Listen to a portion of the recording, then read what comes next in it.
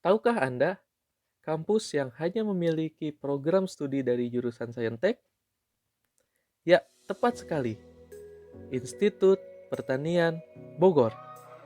IPB sebelum diresmikan pada tahun 1963 merupakan Fakultas Pertanian pada Universitas Indonesia. IPB memiliki total 39 program studi. Walaupun secara keseluruhan banyak program studi yang berkaitan erat dengan pertanian, namun terdapat juga beberapa program studi di luar pertanian.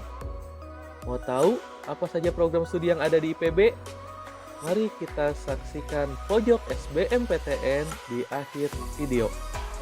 Skuy, para calon maba kampus Dramaga, semoga kelak ini akan menjadi alma matermu. Selamat belajar. Assalamualaikum warahmatullahi wabarakatuh. Halo para pejuang UTBK sebangsa dan setanah air. Selamat datang di Sukses TPS 2020. Di sini Anda akan mendapatkan imun untuk persiapan menghadapi UTBK 2020 dan juga sebagai teman belajar selama masih di rumah aja. So, enjoy the ride and love the ending. Pengetahuan kuantitatif. Halo para pejuang UTBK sebangsa dan setanah air. Apa kabarnya hari ini? Semoga semua selalu diberikan kesehatan oleh Allah Subhanahu wa taala. Jangan lupa untuk selalu bersyukur atas segala nikmat yang telah Allah berikan. Pada pertemuan kali ini, di video yang akan saya sajikan, sudah saya siapkan beberapa soal tentang pengetahuan kuantitatif yang bisa kalian simak dan kalian pelajari sebagai persiapan menuju UTBK 2020. Langsung saja kita mulai dari soal nomor 1. Nah, ini soal yang sering sekali menjadi kendala bagi beberapa orang siswa. Sebenarnya ini soal cukup mudah kalau kita paham apa yang ditanyakan dalam soal, apa maksud soalnya, dan bagaimana rumus atau cara kita untuk menyelesaikannya. Kita coba baca terlebih dulu soalnya. 3 buah bambu identik diikat dengan sebuah tali sehingga terlihat penampang dari samping berbentuk seperti gambar berikut. Bambu identik ini maksudnya apa? Ya, benar sekali. Identik itu sama persis, ya. Di sini ada 3 buah bambu yang diikat oleh sebuah tali. Yang akan kita cari adalah panjang tali yang dibutuhkan di mana? Oke, sebanyak tali yang dibutuhkan di mana jari-jari bambunya adalah 10 cm. Soal ini sering sekali muncul dan sering sekali banyaknya di skip ya. Tapi setelah menonton video ini, saya harap kalian langsung menjawab soal ini dengan baik. Kalau kalian bertemu dengan soal seperti ini, cara menjawabnya itu langsung kita gunakan rumus banyaknya banyaknya diameter kita tambahkan dengan keliling lingkaran. Ya. Karena di sini soalnya tentang lingkaran berhubungan dengan keliling lingkaran. Nah, maksudnya apa sih di sini banyaknya diameter ya dan ditambah keliling lingkaran? Kenapa rumusnya bisa langsung menjadi seperti ini? Kita coba ilustrasikan contoh soal seperti ini. Nah, di sini ada 3 buah lingkaran. Ya, 3 buah lingkaran misalkan saya di sini sajikan lingkaran yang pertama titik pusatnya A, ini titik pusatnya B, ini titik pusatnya C. Kalau kita tarik garis dari masing-masing titik pusat lingkaran, nah ini akan membentuk sebuah segitiga. Segitiga apa? Segitiga sama sisi, ya. Kenapa segitiga sama sisi? Karena jarak dari A ke B ini sama aja dengan diameter lingkaran tersebut. Kenapa sama seperti diameter? Karena dari titik A ke sini nih. Nah, sampai titik sini kan sama kayak jari-jari ya. Yang ini pun lanjut ke titik B itu sama aja dengan jari-jari. 2 kali jari-jari kan itu sama aja dengan diameter.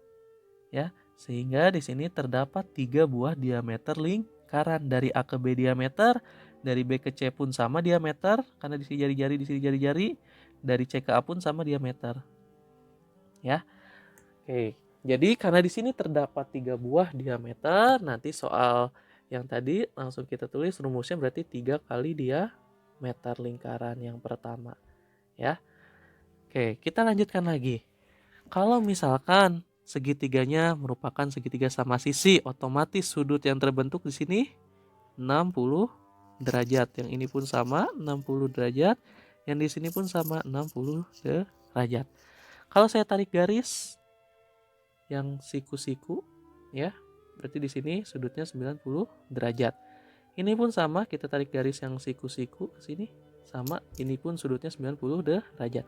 Berarti dari titik ini sampai sini nih, ya, kalian coba perhatikan nih, jarak dari sini ke sini itu kita sebut juga sebagai ya diameter kan, ya. Jadi panjang tali yang ini nih, panjang tali yang pertama ini, nah ini dari sini inilah sama kayak panjang diameter lingkaran tersebut. Dengan cara yang sama, ketika kalian tarik garis ini ke sini, ini sudutnya 90 derajat, ini pun ke sini 90 derajat, ini pun akan menjadi sebuah diameter.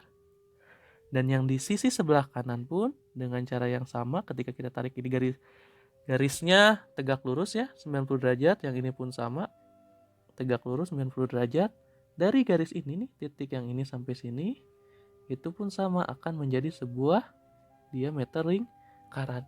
Itulah mengapa rumusnya tadi itu tergantung banyaknya diameter. Di sini terdapat 3 buah diameter lingkaran, sehingga nanti kita kalikan diameter, berarti 3 kali diameter. Nah itu panjang yang pertama yang bisa kita cari. Lalu sekarang pertanyaannya, mana saja tali yang belum kita cari? Nih, tadi kan tali yang ini sudah ya. Tali yang dari sini sampai sini pun sudah. Tali yang dari titik ini sampai sini pun sudah. Berarti tali mana saja yang belum kita cari? Yang belum kita cari pertama itu tali yang di sini. Nah, ini nih. Oke. Yang kedua yang kiri bawah segini. Dan yang ketiga yang kanan bawah. Nah, itu berapa sih panjang talinya? Oke, sekarang kita perhatikan masing-masing lingkaran. Ini tadi sudutnya 60 derajat. Yang ini 90, ini pun 90. Otomatis sudut A ini berapa? Karena satu lingkaran itu sudutnya satu keliling itu 360 derajat, otomatis sudut yang A ini adalah 120 derajat. Ya, karena tadi yang ini 90 karena siku-siku, yang ini 60, yang ini 90. Ya, otomatis yang sudut ini 120 derajat karena total yang ini udah ya 240.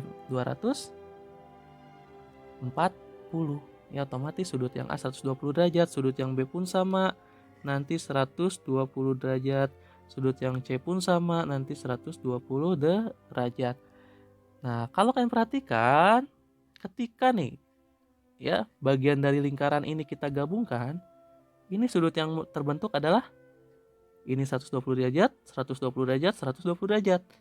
Ya, benar sekali, 360 derajat itu sama aja dengan keliling satu lingkaran. Di mana keliling lingkaran itu rumusnya 2VR atau V kali diameter. Ya, sehingga kita tambahkan keliling lingkaran. Nah, itulah rumus yang tadi di awal saya sajikan. Kenapa banyaknya diameter, tinggal kita jumlahkan dengan keliling lingkaran. Seperti itu. Rumus ini apakah berlaku untuk lingkarannya ketika ada 4? Contoh, misalkan di sini ada 4 lingkaran, ya, lingkaran yang identik. Lalu di sini ada tali yang membungkus lingkaran tersebut, kita mau cari panjang talinya. Nah, itu pun tetap berlaku. Berarti nanti ada berapa diameter? Ada 4 buah diameter. Seperti itu ya. Paham semuanya?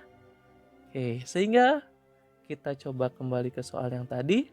Nah, di sini tadi ada 3 diameter. Kita tambahkan dengan keliling lingkaran. Oke, di sini jari-jarinya adalah 10 sehingga diameternya 20. Ya, sehingga 3 dikalikan 20 kita jumlahkan keliling lingkaran apa tadi rumusnya? Ya, benar sekali 2VR. R-nya 10.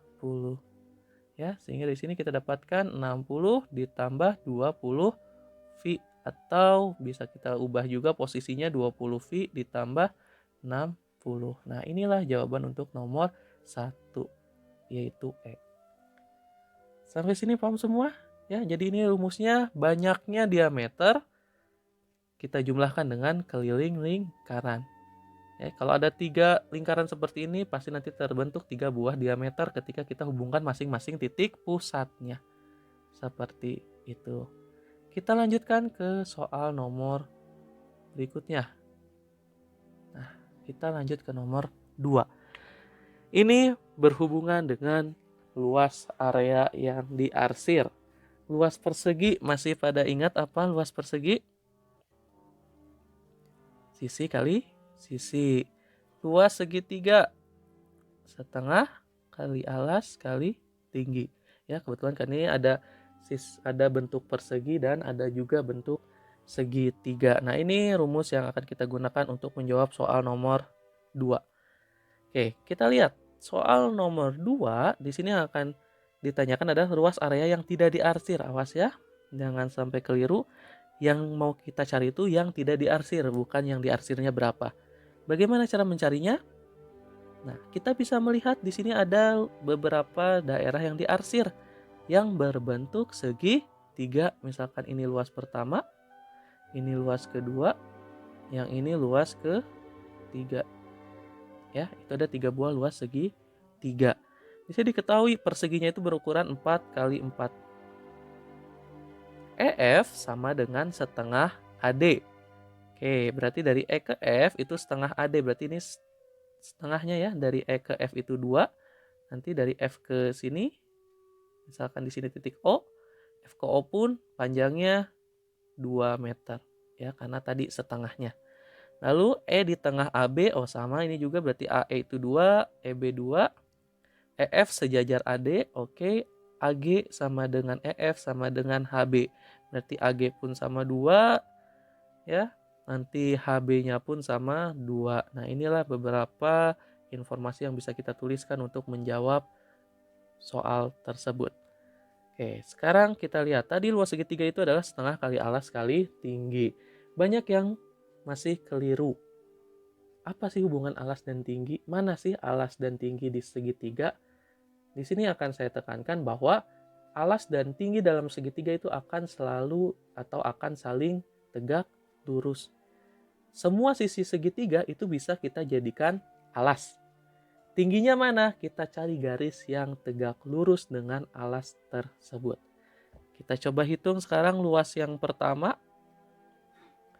Dengan menggunakan rumus luas segitiga berarti setengah, alasnya itu AE ya. Nih kita kalau AE itu kita jadikan alas, tingginya berarti AG ya, karena AE dan AG ini saling tegak lurus membentuk sudut 90 derajat atau siku-siku, sehingga alasnya 2, tingginya pun 2 ya. Kita dapatkan luas satunya itu sama dengan 2 meter persegi. Luas 2 pun sama ya. Luas 2 pun karena identik dengan luas 1 itu sama aja dengan 2 meter persegi. Sekarang kita tinggal mencari luas ketiga. Luas ketiga alasnya DC. Nah, kalau alasnya dari D ke C berarti tingginya ya tepat sekali dari O ke F ya, karena ini tegak lurus dengan DC. Sehingga alasnya DC itu tadi 4, tingginya O ke F itu 2, sehingga luas 3 ini 4 meter persegi. Ini adalah luas yang diarsir. Sehingga kesimpulannya kalau luas yang diarsir itu total ada 8 meter persegi. Tapi ingat, pertanyaannya adalah luas area yang tidak diarsir. Berarti kalau luas area yang tidak diarsir, luas tidak arsir itu sama dengan luas persegi keseluruhan ya. Luas persegi kita kurangin dengan luas yang diarsir. Luas perseginya karena sisinya 4 meter berarti luas perseginya 16 meter persegi, kita kurangi luas yang diarsirnya 8 meter persegi, sehingga luas yang tidak diarsirnya adalah 8 meter persegi. Jawabannya C. Ya, ini sebenarnya kalau untuk rumus sudah kita pelajari dari SD, bahkan ya SMP juga kita pelajari kembali.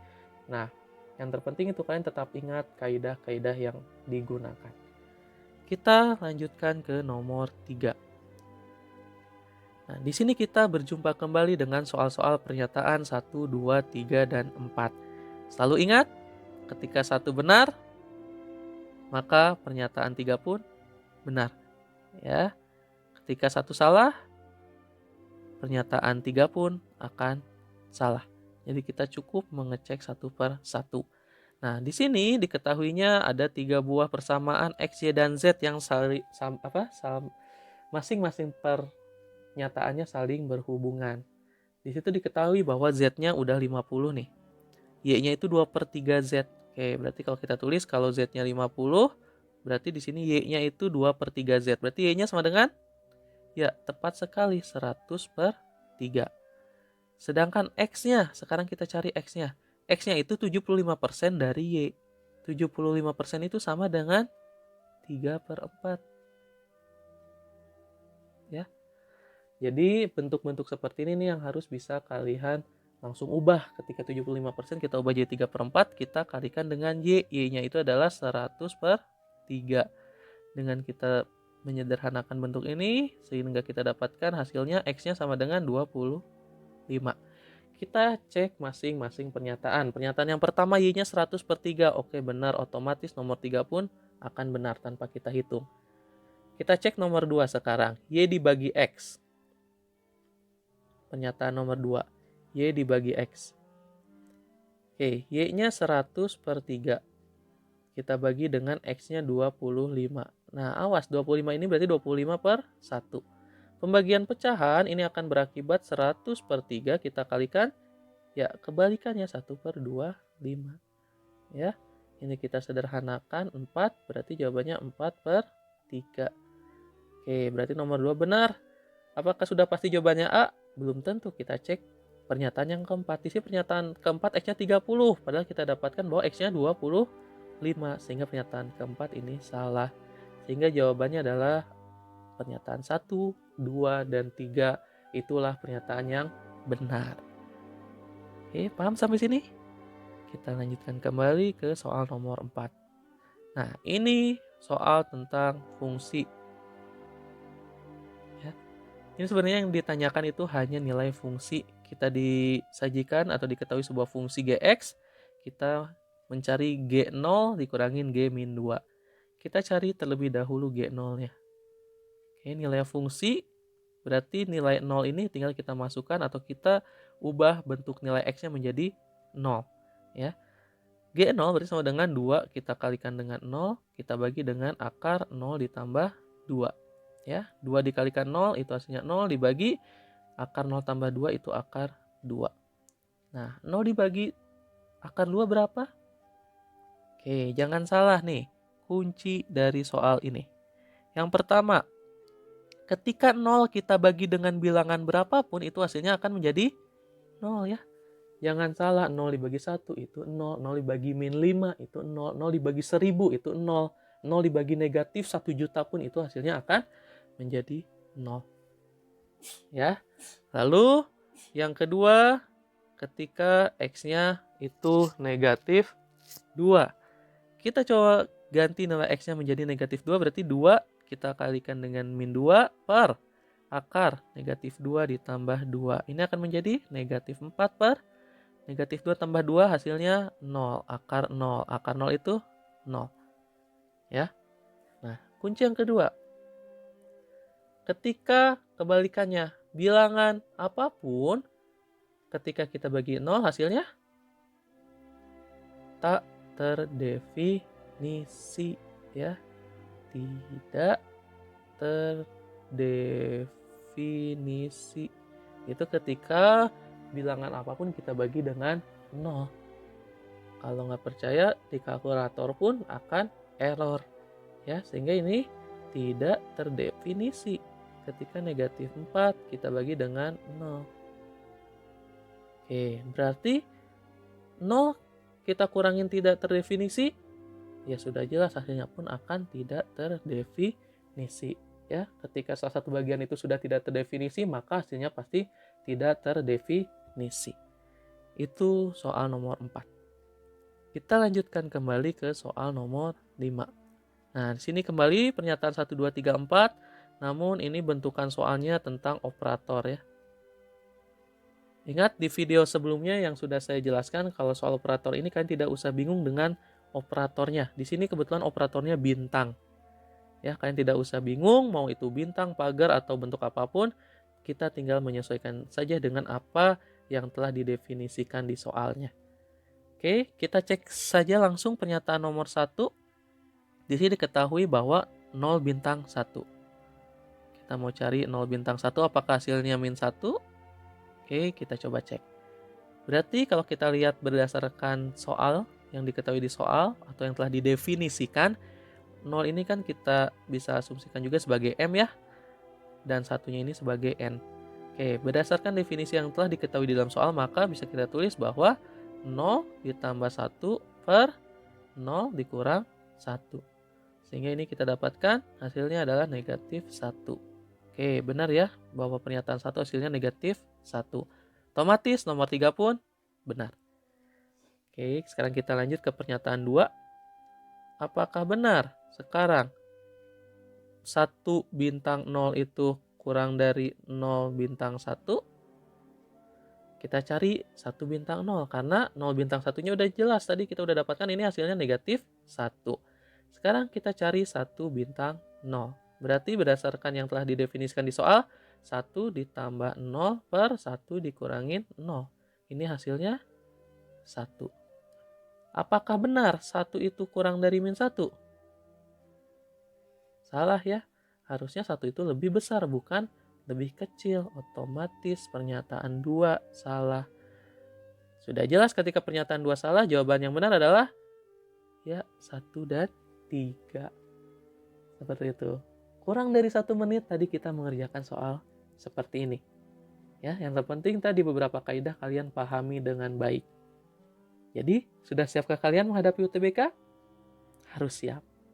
Dengan cara berlatih, melihat video-video pembahasan soal ini akan menambah kesiapan kalian untuk menghadapi UTBK. Kita lanjutkan lagi ke nomor 6. Nah, di sini tentang aritmatika sosial.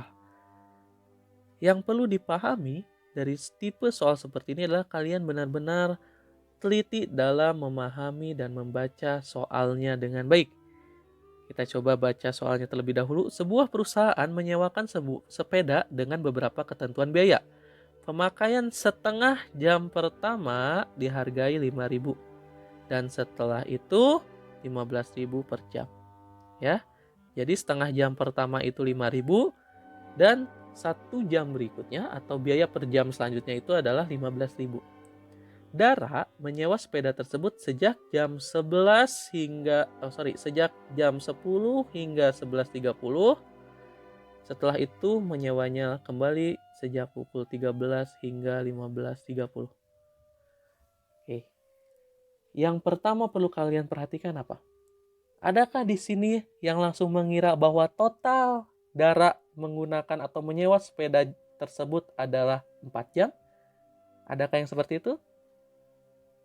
Ya, memang secara keseluruhan Dara itu menyewa selama 4 jam. Tapi perlu diperhatikan, kita harus membagi menjadi 2 kejadian, 2 waktu penyewaan. Karena tidak bisa kita langsung menghitung total pemakaian yang digunakan oleh Dara.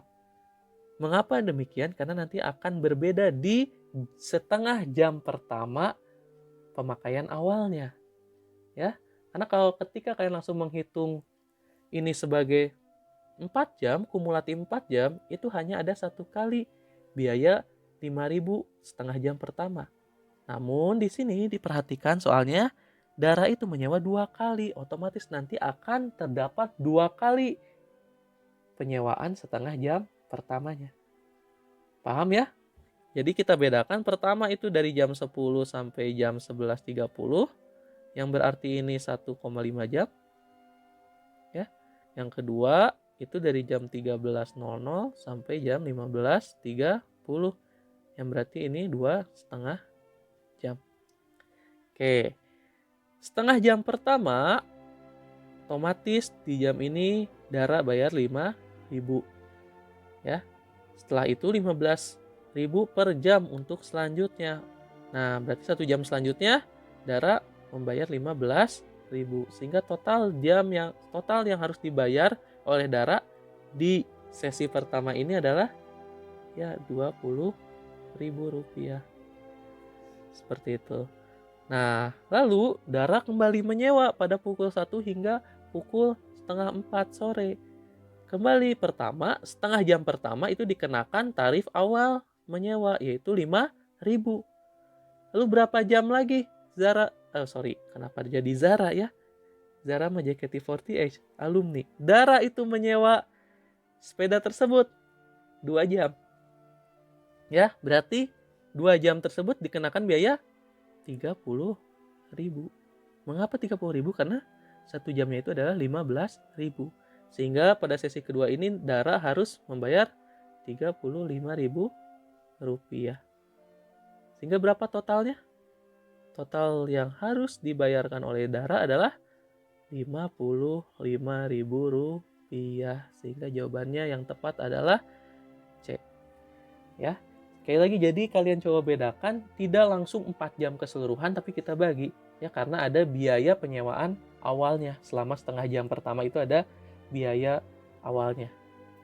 Oke, kita lanjutkan lagi ke soal terakhir yang akan kita bahas di video kali ini, tentang diskon-diskonan. Nah, ini nih yang terkadang menjadi favorit untuk ibu-ibu soal tentang diskon. Ya, bagi yang masih bingung mengenai tipe soal diskon seperti ini, yang perlu kalian pahami pertama adalah konsepan atau rumus jika suatu barang tersebut didiskon. Ya, kita harus cari tahu dulu kita dapat diskonnya itu berapa sih. Nah, gimana cara mencari diskon? Kita tinggal kalikan saja persentase diskonnya. Ya, kita kalikan dengan harga awalnya. Nah, inilah diskon yang kita dapatkan. Sehingga ketika nanti kita mau tahu harus harga yang dibayarkan, harga yang dibayarkan berarti harga awal, tinggal kita kurangin diskonnya saja. Ya, ini yang harus kalian pahami.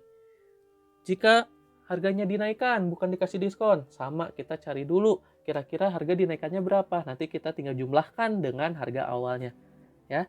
Oke, sekarang kita lihat di sini soalnya pada bulan Januari harga baju dan celana suatu brand tertentu masing-masing adalah 100.000 dan 120.000. Di sini saya akan bagi dua. Pertama ada baju, lalu ada celana. Ya, biar lebih mudah membedakannya. Baju itu harganya 100.000. Celana 120.000. Pada bulan Februari, di sini pada bulan Februari nih, masing-masing harga naik 10% dan 15%. Baju naik 10%, celana naik 15%. Ya. Berarti ketika baju naik 10%, di bulan Februari ini naik 10%, berarti menjadi berapa? Ya, 110.000. Kenapa bisa 110.000? Karena 10% dari 100.000 kan 10.000 ya. Nah, itu kita jumlahkan, kita tambahkan ke harga awal. Karena ini di bulan Februari naik. Sehingga di bulan Februari harga baju itu 110.000. Bagaimana dengan harga celana? Harga celana ini di bulan Februari naik 15%. Berarti 15% dari 120.000 berapa? Kita coba hitung. 15%, 15 per 100 dari 120.000. Nolnya tinggal kita coret. 15 kali 12. Ayo, jangan lama menghitungnya. Ya, benar. 18 ya, 180. Berarti di sini naiknya 18.000. Berarti di bulan Februari harga celana ini menjadi 138.000. Ya, karena naiknya itu 18.000 atau 15% dari 120.000. Sekarang kita lihat. Setelah memasuki bulan Maret, pihak penjual menerapkan diskon untuk baju dan celana. Asik, ada diskon di bulan Maret itu masing-masing 15% dan 10%. Di bulan Maret, baju itu diskon 15%. Ya, celana itu diskon 10%. Kita coba bahas di sini. Pertama, baju diskon 15%. Berarti kita cari dulu diskonnya. 15 per 100 dari berapa harga bulan Februari itu adalah 110.000 ya. Jadi bukan kita gunakan harga yang di awal, tapi dari harga sebelumnya di bulan Februari, yaitu 110.000. Nolnya kita sederhanakan. Baju ini nanti kita dapatkan 15 kali 11, 165. Nolnya ada 2, berarti 16.500. Sorry, ini ada kesalahan penempatan titiknya. Nah, harusnya 16.500. Nah, ini diskon yang diberikan untuk baju. Berarti berapa harga baju di bulan Maret? 110.000 kita kurangin 16.500, sehingga harga baju di bulan Maret ini kita dapatkan berapa? Ada yang sudah ngitung? 93.500 ya.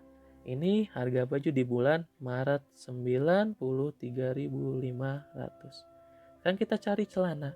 Ini lebih mudah celana, karena kalau celana diskonnya 10% ya. Berarti 10 per 100 kita kali 138.000. Tinggal dicoret sehingga nanti kita dapatkan bahwa diskonnya itu sama dengan 13.800. Harga celana tadi kita dapatkan harga celana itu 138.000 pada bulan Februari, di diskon 13.800, berarti 138.000 kita kurangin 13.800. Ada yang sudah dapat? Dengan menghitung kita dapatkan hasilnya nanti di sini 2 ya. 4 berapa? 124.200. Itu untuk harga celana di bulan Maret adalah 124.200. Sampai sini dulu. Ada yang mau ditanyakan? Nah, sekarang lihat pertanyaannya. Yang ditanyakan adalah selisih harga kedua barang tersebut di bulan Maret. Berarti tinggal kita cari selisihnya 124.200 kita kurangin 93.500. Di sini nanti kita dapatkan adalah 30.500 rupiah. Inilah jawaban untuk nomor 7. Jawabannya adalah D. Nah, sampai sini dulu. Bagaimana soal tentang diskon? Apakah mudah? Ya, yang penting di sini nih. Dua hal ini harus kalian kuasai. Ya, kuncinya ada di dua hal ini. Bagaimana cara mencari diskon dan bagaimana cara mencari ketika harga barang tersebut naik. Baik. Begitulah 7 soal yang kita bahas di video kali ini. Semoga bisa semakin menambah kepercayaan diri kalian untuk siap menghadapi UTBK di bulan Juli nanti. Kritik dan saran silakan boleh tuliskan di kolom komentar yang telah disediakan. Kita ucapkan hamdalah dulu bersama-sama. Semoga apa yang kita pelajari hari ini bermanfaat. Jangan lupa untuk terus mendukung kanal YouTube ini dengan kalian berikan suka, komentar, bagikan, dan kalian juga berlangganan kanal YouTube ini. Dan juga nyalakan lonceng pemberitahuan. Kita akan berjumpa kembali di video-video pembahasan, penalaran, dan pengetahuan kuantitatif selanjutnya. Terima kasih. Jadikan video ini sebagai teman belajar kalian selama di rumah aja. Tetap sehat, tetap semangat, dan tetap produktif. Assalamualaikum warahmatullahi wabarakatuh. Pojok SBM PTN. Dalam episode kali ini akan disajikan data mengenai program studi yang berada di Institut Pertanian Bogor. Seperti yang telah dijelaskan di awal video, bahwa di IPB ini hanya menerima dari jurusan Saintek saja. Untuk peringkat pertama, program studi dengan daya tampung tertinggi itu adalah agronomi dan hortikultura dengan daya tampung 68 siswa. Dengan peminat pada tahun 2019 sebanyak 495 siswa. Namun, walau di IPB ini hanya menerima dari jurusan Saintek saja, Namun terdapat beberapa jurusan yang identik juga dengan jurusan Koshum. Seperti kita bisa lihat di sini ada jurusan bisnis dengan daya tampung 58 siswa dan peminat pada tahun 2019 sebanyak 537 siswa. Lalu ada juga jurusan komunikasi, lebih tepatnya komunikasi dan pengembangan masyarakat dengan daya tampung 46 siswa dengan peminat 632 siswa pada tahun 2019. Dan juga terdapat program studi manajemen dengan daya tampung 46 siswa dengan peminat pada tahun 2019 sebanyak 534 siswa. Dan beberapa jurusan lain yang baik berhubungan secara erat dengan pertanian, namun ada juga yang tidak terlalu berhubungan erat dengan pertanian. Nanti kalian akan menemukan jurusan seperti matematika, kimia, statistika, ilmu aktuaria, dan beberapa jurusan lain yang tidak terlalu erat berkaitan dengan pertanian. Itulah beberapa program studi yang ada di Institut Pertanian Bogor. Semoga info yang disajikan kali ini bermanfaat. Kita berjumpa lagi di pojok SBMPTN berikutnya. Ciao.